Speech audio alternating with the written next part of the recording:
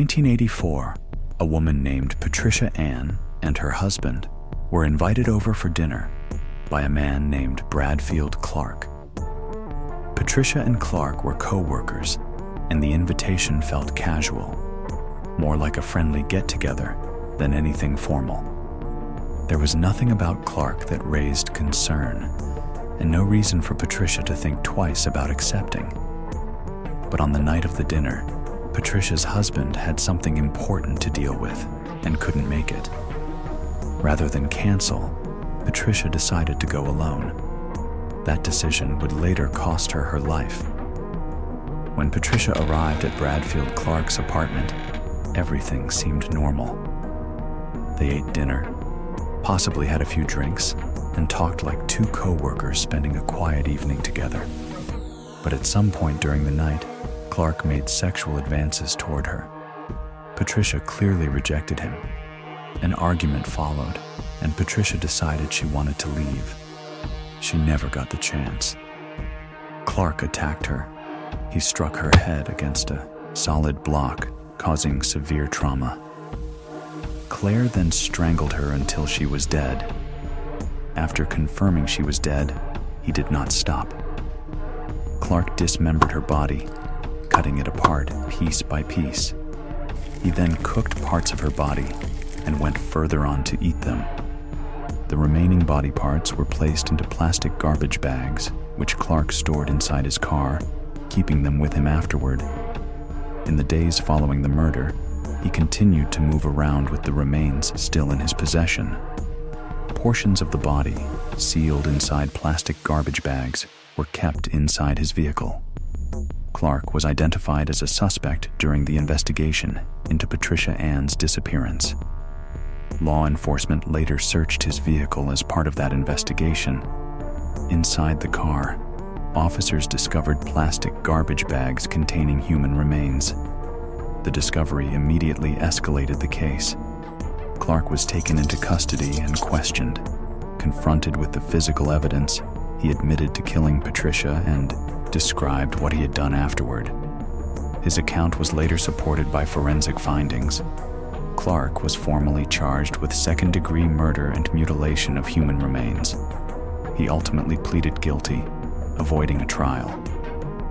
In 1985, Bradfield Clark was sentenced to 18 years to life in prison. But the story doesn't end here. Because Bradfield Clark had a brother. His name was Hadden Clark. At the time Bradfield was sent to prison, Hadden was already unstable, already drifting, already known to those around him as someone deeply troubled.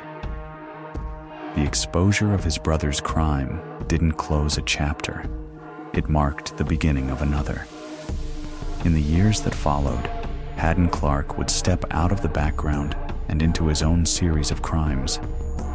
And unlike his brother, his violence didn't stop at just one victim. What happened next would be even darker. Hadden Clark was the second of 4 children, born and raised in Troy, New York. To people on the outside, the Clark family looked like they were doing just fine. Hadden's father held a PhD in chemistry. The family moved through respectable neighborhoods, and there was nothing about them that immediately suggested danger or dysfunction.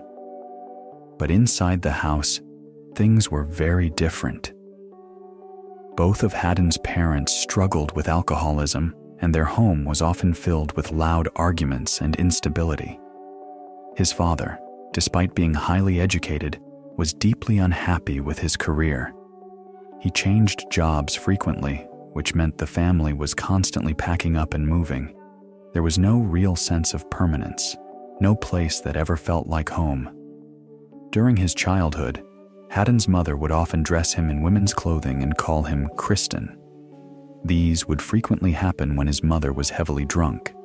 These episodes were humiliating, confusing, and deeply damaging. Years later, Hadden would point to them as moments that shaped his fractured sense of identity. As Hadden grew older, he became a target for bullying. And instead of retreating inward, he began to act out in ways that were deeply disturbing.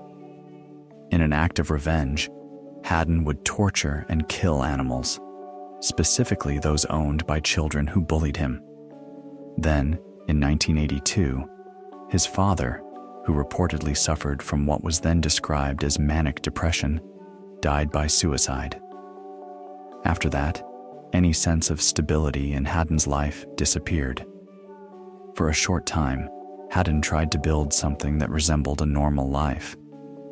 He trained as a chef and later enlisted in the United States Navy, hoping the structure and routine might steady him. But his private life was already unraveling. Hadden began cross-dressing in secret, behavior he later described as giving him a sense of relief and personal pleasure. While this brought him temporary comfort, it also fed into behavior that others around him found unusual and unsettling. His mannerisms, social awkwardness, and increasingly erratic conduct made him stand out. In the rigid environment of the Navy, standing out was dangerous. His colleagues found out he was wearing women's underwear beneath his uniform, and the result was brutal. Hadden became the target of constant ridicule and physical beatings. During one of these assaults, he suffered significant head trauma. In 1985, Hadden was medically discharged after being diagnosed with paranoid schizophrenia. This was around the same time his brother was jailed for murder and cannibalism. When Hadden left the military, he didn't just leave with a head injury. He left with a smoldering, suppressed rage toward anyone who crossed him. He ended up moving into the leafy, quiet suburbs of Silver Spring, Maryland, where he lived with his brother, Jeff. To the families on that street, Hadden was immediately that guy, the neighborhood oddity. He held down various jobs, including one as a rollerblade courier who called himself the Rockville Rocket. However, his behavior in the neighborhood was far more than just eccentric. It was terrifying. He would do things like butcher a rabbit right in front of a neighborhood child. He was once caught inside a neighbor's house, not stealing jewelry or electronics, but dressed head to toe in the wife's clothing. When he was caught, he didn't fight. He just ran out of the house in a panic, still wearing the dress. By 1986, the tension inside Hadden's home was reaching a breaking point. His brother Jeff was finally fed up with Hadden's bizarre behavior and evicted him from the house. According to investigators, this eviction was the catalyst that sparked a murderous revenge fury inside Hadden. On Memorial Day weekend in 1986, while the rest of the neighborhood was focused on the Indianapolis 500, a 6-year-old girl named Michelle Dorr was playing in an inflatable pool 2 doors down from where Hadden was staying. When 6-year-old Michelle wandered over to the Clark house looking for her friend Elizabeth, she didn't know she was walking into a trap set by a man who felt the world was against him. Hadden looked at this innocent girl and saw an opportunity to lash out. He lied to her, saying Elizabeth was upstairs in her bedroom, luring her into the house where he quickly sliced her throat. But what happened next was far more calculated and depraved than a simple act of rage. Hadden took Michelle's body down to the basement. There, he drained her blood into the basement drain. In a truly barbaric turn, Hadden cannibalized parts of her remains. This specific act was a haunting echo of his older brother, Bradfield Clark, who had been convicted just 2 years earlier in California for killing a woman and eating parts of her body.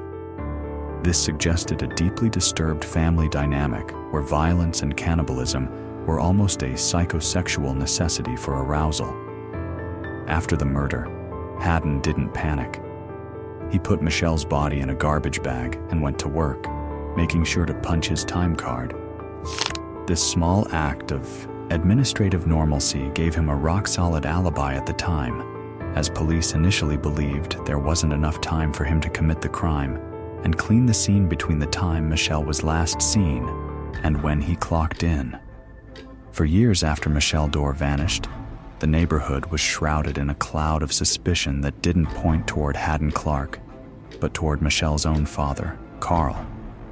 Police accused Carl point blank of the murder, telling him they would come for him the moment they found a body. Meanwhile, Hadden had walked away because his time card at work provided a nearly perfect alibi, making it seem impossible for him to have committed the crime and cleaned the scene in such a short window. After the murder of Michelle Dorr, Hadden Clark didn't just disappear into the shadows. He remained a volatile presence in the community, hiding a suppressed, enormous amount of inner anger that would occasionally boil over in the most disturbing ways. In the late 1980s, Hadden rented a room from a family in Bethesda, Maryland. For a while, things seemed stable, but the moment they told him his lease was up and it was time to go, Hadden's appetite for revenge took over. He launched a campaign of psychological and physical terror. In a heartless act of retaliation, he killed the family's cat. He then rigged a heavy bucket of oil above a door so it would drench the couple the second they stepped inside. He took raw fish, wrapped them tightly in layers of newspaper, and tucked them into hidden spots all over the house so they would slowly rot and wreak havoc on the home with a smell that was impossible to find. By 1989, Hadden's obsession with cross-dressing, which he used as a release of tension, led to a bizarre crime at a local church. Disguised as a woman, he entered the building and stole a mountain of purses, along with wigs, eyeglasses, and eyeglass cases. He didn't get far.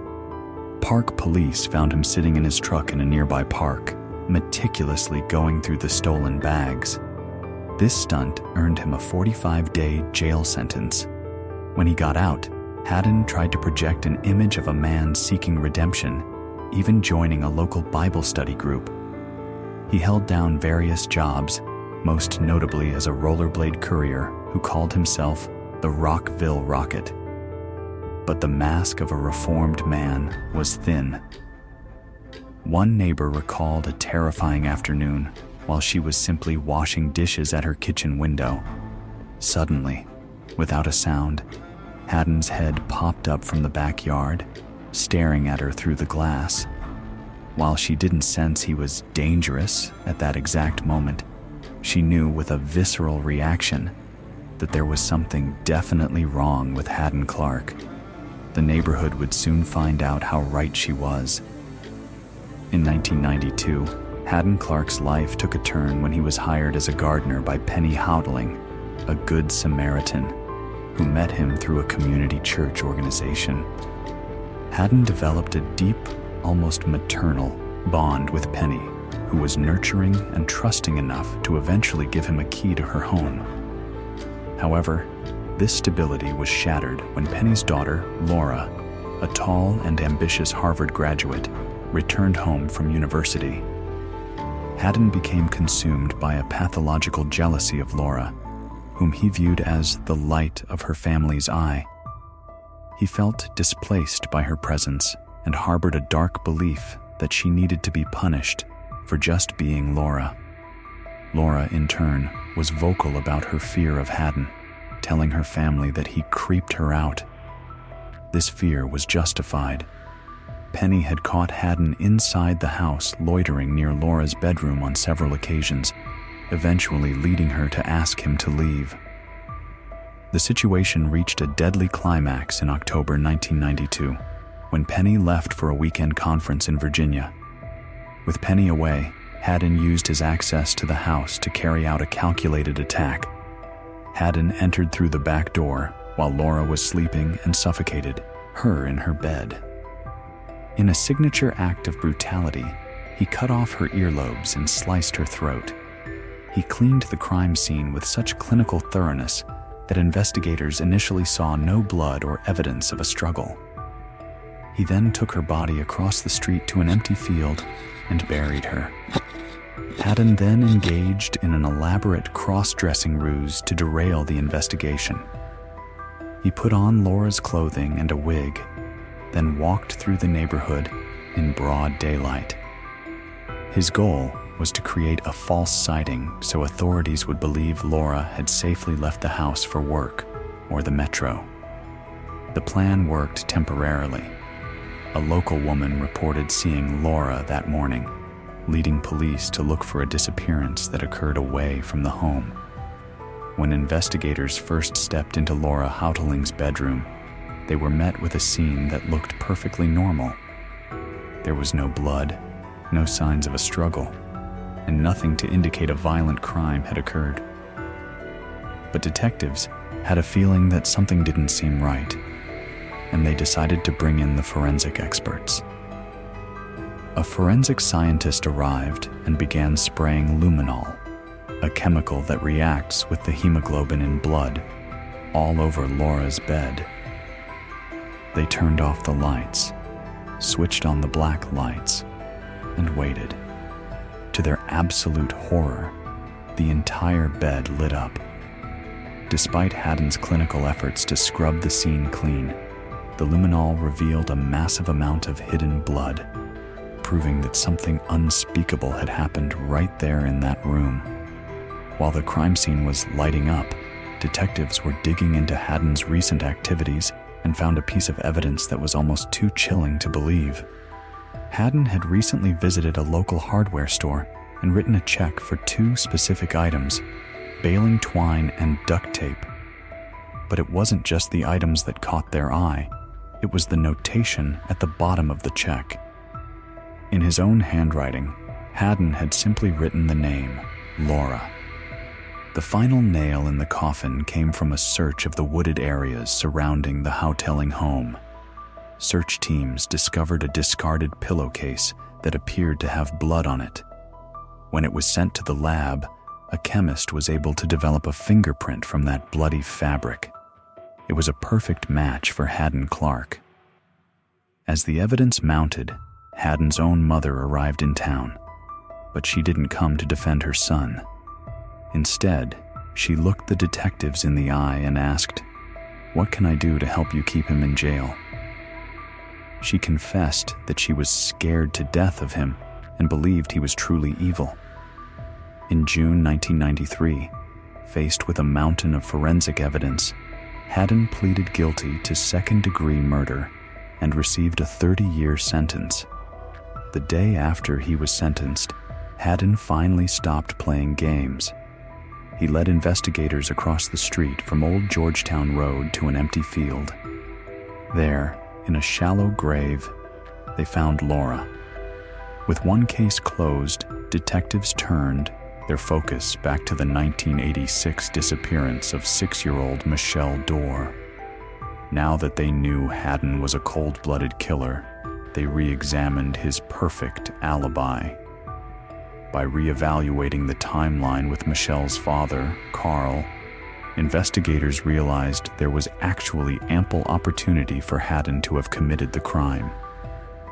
While sitting in prison, Hadden's mask slipped even further. He confessed to a cellmate, laying out the horrifying details of how he lured Michelle into his home, murdered her, and drained her blood in the basement. In 1999, despite still not having a body, Hadden was found guilty of Michelle's murder and handed another 30-year sentence. In January 2000, the mystery of where Michelle was hidden finally came to a head. In a scene that was as bizarre as it was unsettling, Hadden agreed to lead police to her remains, but only on one condition: he had to wear ladies' bra and panties. Dressed in a wig and women's undergarments beneath his prison uniform, Hadden shuffled through the woods on the outskirts of Silver Spring. He eventually pointed to a spot where he had placed an old mattress over a grave. When investigators saw a piece of pink fabric pop out of the dirt, the 14-year search for Michelle Dorr finally ended. But as the police wept, Hadden Clark was already moving on to his next puzzle. With Michelle's body recovered, he began to drop hints about a different location, hundreds of miles away in the seaside town of Wellfleet, Cape Cod. This was his grandfather's estate, a place of privileged childhood summers that Hadden now claimed was a burial ground for more than a dozen other victims. By April 2000, the FBI had joined the case, and they were following Clark through the sand dunes of the northeast coast. To keep him talking, they once again allowed him to wear a wig, a woman's shirt, and ladies' brassiere and panties beneath his prison uniform. The Rockville Rocket led them to the rear of the property toward a specific building the family referred to as the Wiki Hut. As they approached the hut, they found an old trailer sitting in the sand. A trooper named Barrett took a metal prod and began methodically pushing it into the earth around the perimeter. For several minutes, there was nothing but the silence of the rod sliding into the soft sand, until suddenly there was a loud, solid thump. The sound was so unexpected and ominous that it reportedly made the hair stand up on the back of everyone's neck. They began to dig, not knowing if they were about to find more human remains, but instead, they unearthed a plastic 5-gallon bucket. When they pried the lid open, they found the ultimate evidence of Hadden's lifelong depravity. Over 200 pieces of jewelry that he chillingly referred to as his trophies from the people he had murdered. Hadden then revealed a chilling detail about his family plot. He claimed he had originally buried that bucket of jewelry and the body of an unidentified third victim at the foot of his father's grave in the local cemetery. He told investigators that he had later returned to the graveyard, dug everything back up, reburied the jewelry at the Cape Cod house, and dumped the human remains at a local waste disposal facility. Based on Hadden's clinical comfort with death and the precision of his cleanups, the FBI Behavioral Science Unit estimated that Hadden Clark may have killed between 12 and 22 people, cementing his legacy as a serial murderer through and through. Today, Hadden Clark remains behind bars, serving out a combined 60-year sentence for the murders of Michelle Dorr and Laura Houteling. But for the investigators who handled his case, the story didn't end with him being locked away. But the FBI and investigators are still haunted by the other victims who are yet to be identified. Hadden Clark remains in his cell with zero remorse, his only regret being that he was finally caught. He is a man who spent his life harboring an enormous amount of suppressed inner anger, and while he sits in prison, dozens of families may still be looking for the loved ones represented by the 200 trophies he left buried in the sand.